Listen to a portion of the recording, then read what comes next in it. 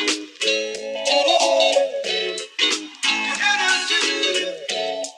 real hip hop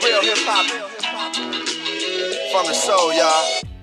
What's going on, YouTube community? Whenever you are in the world, good morning, good evening, and good night. Welcome to Chapter 2. Today, I just want to tell you a little bit about me, myself, and I. So I'm going to start off pretty broad and we'll talk about the roles that I have in my life. And the reason being is anyone's schedule is always dictated around the roles that they have. So starting off, I'm a personal trainer, and I also love to go to the gym and work out, and then any other time I have in a day, I conduct business for my company, Saigu. These are the three roles that I currently occupy in my life, with the working out and Saigu being my real passions, and personal training being something I love to do, but right now, it's a temporary measure that I hold down my day with. Now to get a little bit deeper, we're going to look at the relationships I have in my life. Most importantly, the three main ones that I see on a day-to-day basis. So I'm actually in a long-distance relationship. I have a girlfriend named Josephine, but she lives over in Tampa, Florida.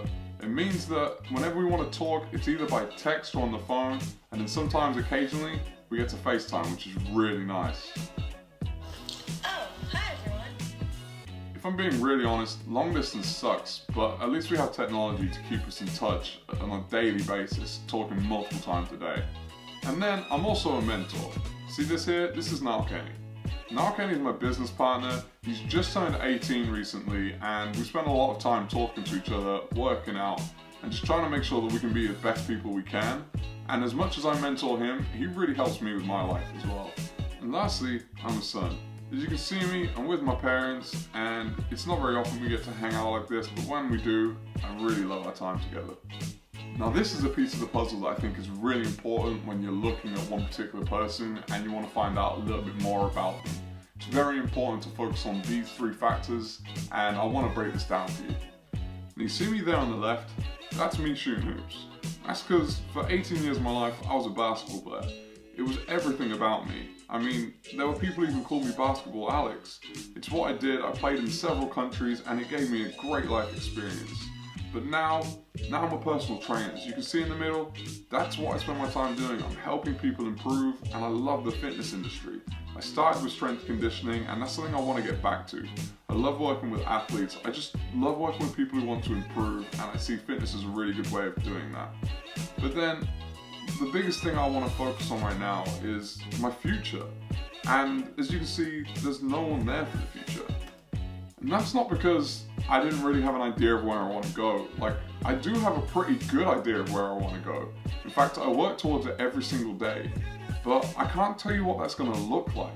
I mean, I may know exactly what goals I want to hit, but something life has taught me is that you can never exactly predict where you're going to be. After all, I wouldn't exactly guess that I would have been where I am right now in life. But that's why I wanted to focus so much on the past, the present, and the future versions of me, myself, and I. Because I feel like it's really important to know where you've been, where you are, and where you want to go to, but not focus so much on what that looks like, but more about the goals you want to hit in order to get there. You're not always going to know what that looks like, and that's okay. That's nothing to be ashamed of, there's nothing to be afraid of. It's something that we can be excited about. If we knew what was coming, life wouldn't be so exciting. Thanks again for watching. It wasn't an easy one to make, but I'm glad I put in the effort. If you did like it, give it a thumbs up. Hit that subscribe button down below. I would really appreciate it. And I'm also going to drop a link down in the description for these t-shirts. If you feel like you want to grab one, go ahead, go on the website and check it out. And next week, I'll catch you on Chapter 3. Peace.